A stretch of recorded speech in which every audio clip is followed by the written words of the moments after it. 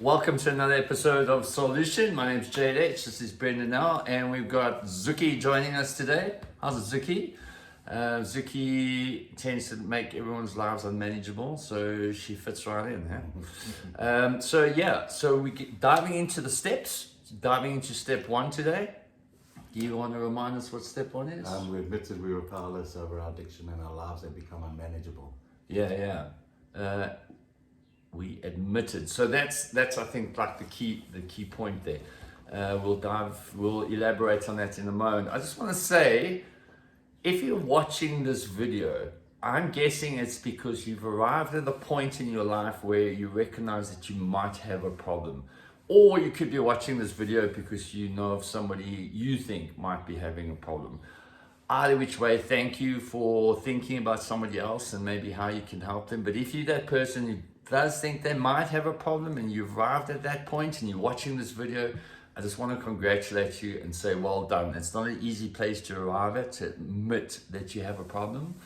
But really, you're opening up the door to a solution, or looking for a solution, and hopefully this process, either through watching our videos or whichever method comes your way, will assist you in that journey. Yeah. Indeed, I think it's a very courageous thing to do, to start this journey. Also, for those of you who have done the steps and are willing to and are wanting to understand them better and have joined and liked our videos before, it's a brave thing to do, to want to better yourself, basically. Yeah. I need to just say this. If you're watching this video or if you have read step one, it's not quite the same thing as doing the step, in my opinion. I think the key point there is admitting,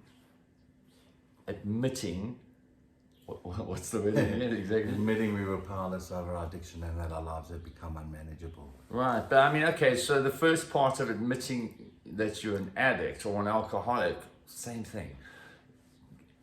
To actually, do you remember the first time you said that at a meeting?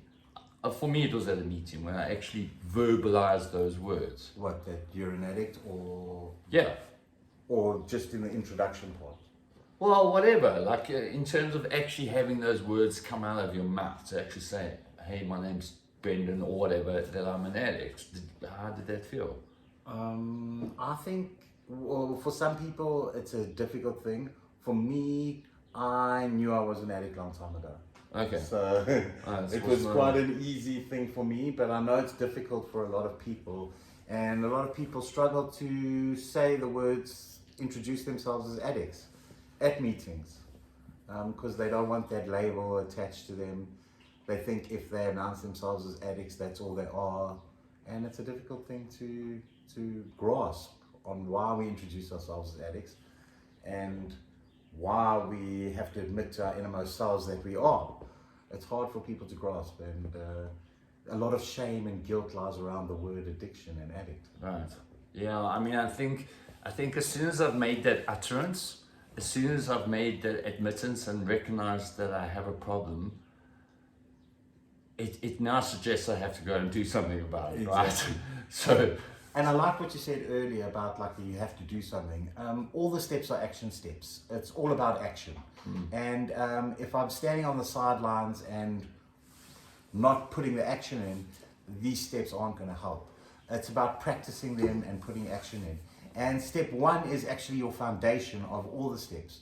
So if I don't have a solid foundation for my steps, it's all going to come crumbling down, unfortunately. So I think step one is a very important step. In the big book, I think it's like 52 pages of the first 187 pages, which is like a third of all the steps. I think the reason for that being is that, right, it's the foundation step. And unless I actually, and part of the admonition in step one is to reflect back upon your time with alcohol or drugs and just take stock of to the extent of which my relationship with these substances have wreaked havoc on my life and other people's lives. Because until I actually recognize that, until I actually own that I have that thing going on in my life, I don't think the full weight of what I've done, where I'm at, has really dawned on me. I think it also just lays the foundation going forward of when I think I can potentially just have that one drink, Exactly. or that one line, to just like, hold on a second, I know where this goes, right?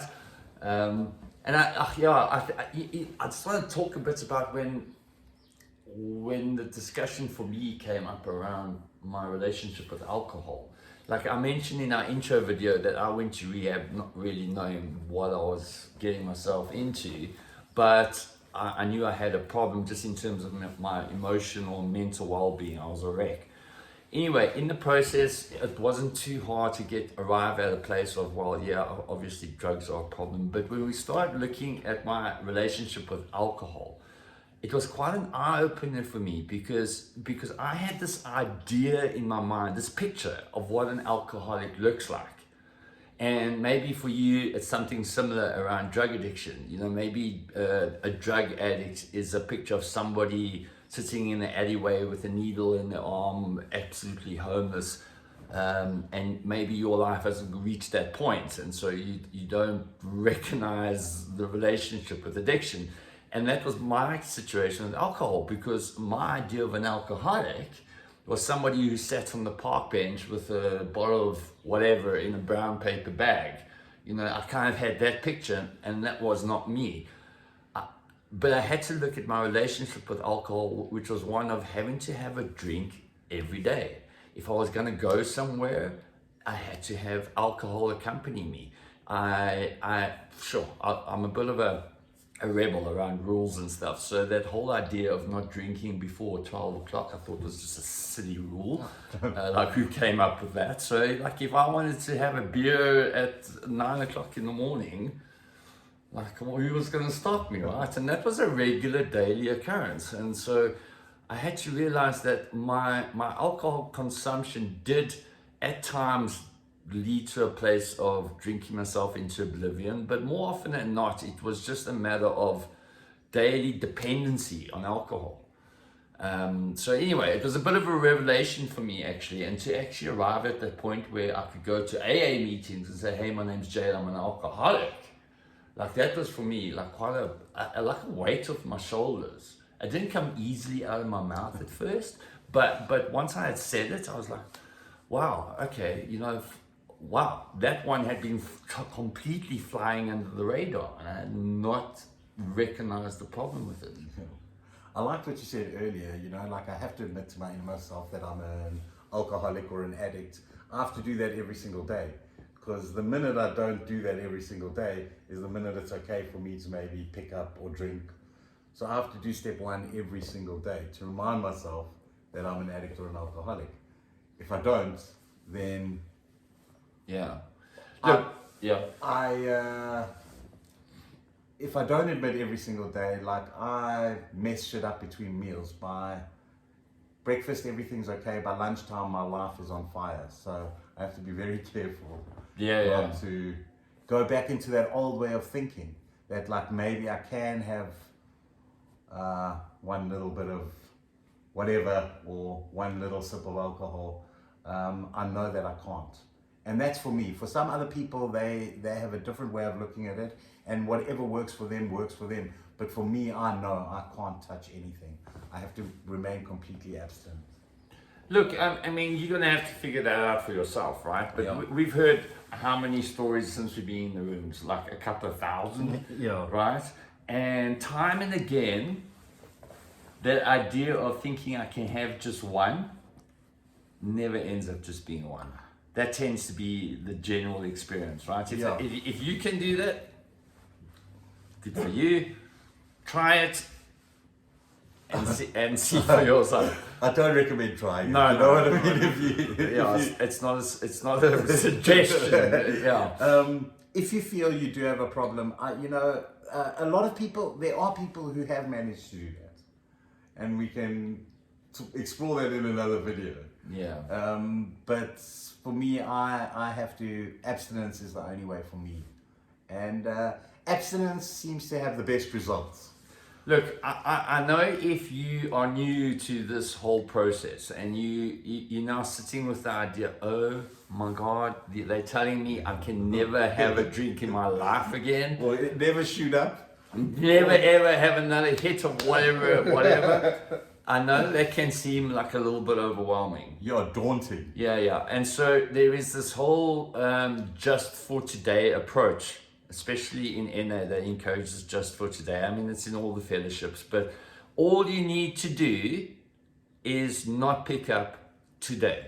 And even that can be daunting, right? Yeah. So sometimes it comes down to a 5-minute process or 1 minute at a time process, and it can be a nail-biting thing. However, there are tools in this program to help aid that process.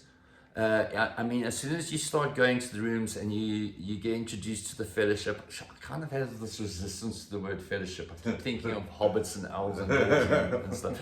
This group of people that are there to have your back, right? You get a couple of numbers and you get a support group of people in your corner. And the minute that moment comes up for you where, man, I really need a hit, a drink or whatever, the encouragement is to pick up the phone, call somebody, and that moment will pass. Maybe like a Kidney stone. Yeah. But it will. And the thing is, sure, you can give into it, but where's that going to take you? So anyway, so let's just talk about the powerlessness part of step one, where it talks about being powerless over addiction, because I think that kind of feels like a disempowering admonition. It feels like surrender, which it is. Which it is, no. But there is a paradox to that, right? Because, you know, if you're fighting a losing battle, where's it going to get you? It's not an empowering process in any way whatsoever. So the admittance of being powerlessness is an empowering act, isn't it? Indeed, yes. Like if you talk about the surrender part there, and if you think about a lot of people will think of a soldier, and when a soldier surrenders, they put down their weapons and they put their hands up and say, tell me what to do. Yeah. Basically. Yeah. And that's basically what you have to do in step one if you have reached a point where your life has become unmanageable and you're powerless over drugs and alcohol. You have to put the shit down and ask, what do I do now? Yeah. And if I do eventually pick up that gun again, what happens? I get shot and killed. Yeah. And that's unfortunately the reality of addiction, is that it is fatal and we lose a lot of people. And that's why these steps are so important and have helped so many people, you know. I just want to reiterate that again, that the steps aren't the only way to do this program and to get clean and sober, but it has worked for so many people, and it has definitely worked for us. Yeah. And helped me through this process, but there are other ways, and some people, I encourage you to give it a chance. Yes. Yeah. You know, and what you got to lose. And by giving it a chance, I don't mean just going to one meeting and saying, oh, that was crap, but actually getting a sponsor, letting them explain to you what the steps are about, going to more than one meeting, and getting an understanding of what happens. I know it can be daunting, and I know once you come into recovery, people are speaking a completely different language which you don't understand, but just give it a chance, you know? Yeah. So getting back to the step, I mean, so with each step, there is an associated spiritual principle, right? And with step one, there's a few, but the primary one, as I understand it, revolves around acceptance. We're going to do another video. The link for it will be posted at the end of this one. So go check that out. The acceptance part, right? Acceptance really comes down to being present, as I understand it. I don't want to elaborate too much on it because we'll talk about it in the acceptance things. But until I reach that place of acceptance, I'm essentially sitting in a place of denial. And denial, well, yeah, I can try that on for size for a while, but ultimately I'm just postponing an inevitable place to arrive at, right? Denial's a difficult one because if you do not know you're in denial, how do you know? If you're in denial, you don't know you're in denial. So it's a difficult place to be. Sometimes through step one, we realize we are in denial. Yeah. And other times it's up to maybe like a counselor or a recovery coach or a sponsor to push you through that denial. Because if I'm in denial, I don't know I'm in denial. Look, I mean, we introed this video by saying, like, if you're watching this video, you've probably arrived at a place where you suspect you might have a problem, right? So to break out of that jail cell of denial, I think can be a process. Yeah. And you're right. Like if you engaging in this process because somebody else has told you you have a problem and you need to get your ass off to rehab and go sort your shit out, there is a chance that you're not going to wholeheartedly, in fact, a probability that you're not going to wholeheartedly engage in this process. And so, I think that's just something we need to talk to about family members. You can blatantly see that somebody has a problem, but until they themselves arrive at a place of realization around their problem, there is actually precious little you can do to force somebody into a journey of sorting themselves out, right?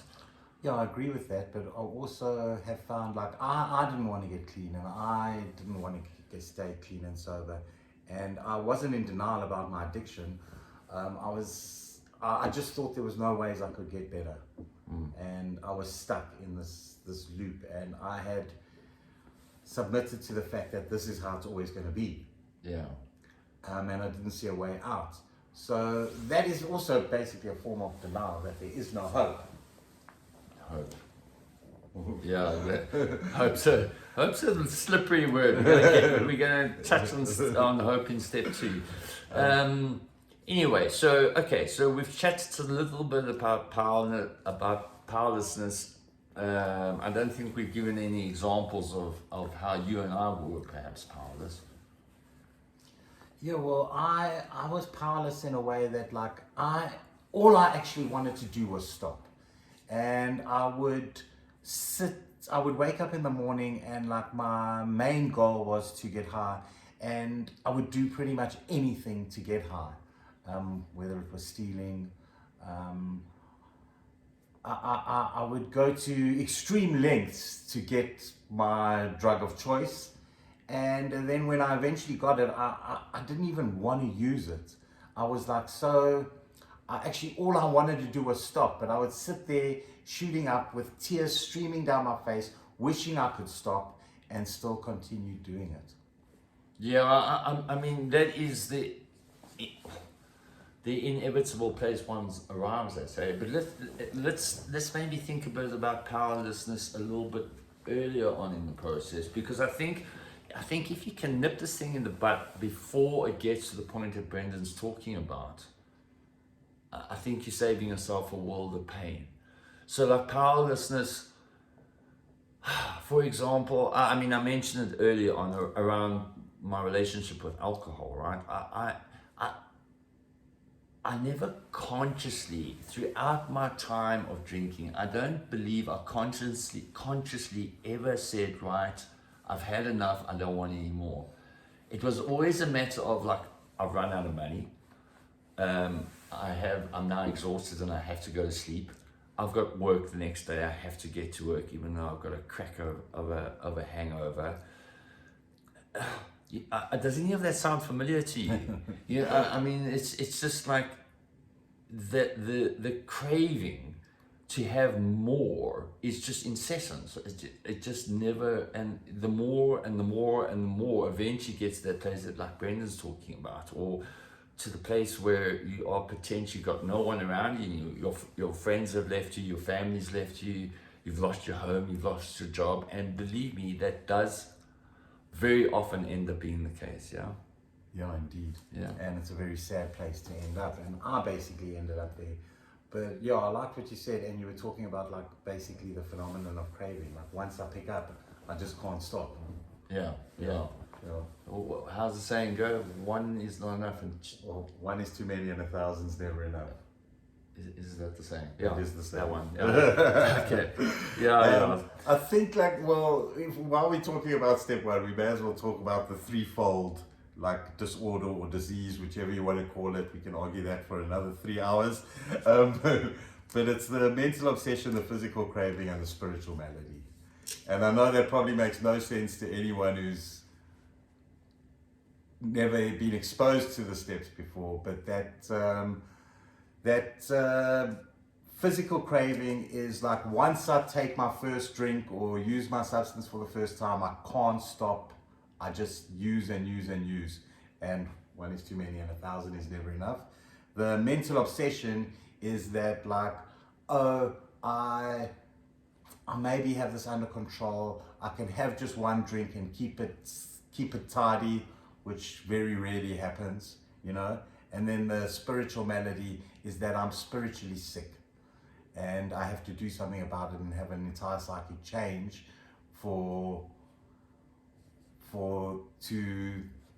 I lost my wording there, but to have some sort of complete personality change for me to have some sort of spiritual awakening, which happens in step 12. Right. Okay, so there's a lot to try on there, and I really want to encourage you not to feel overwhelmed by all of this. It really is the beginning of a journey begins with the first step, and I think we've unpacked quite a bit here. It needn't be complicated. Like if you don't have to contemplate it too much, and you're an addict and alcoholic and can freely say it. Get yourself to a meeting, introduce yourself as I am so-and-so, and I am an addict or an alcoholic.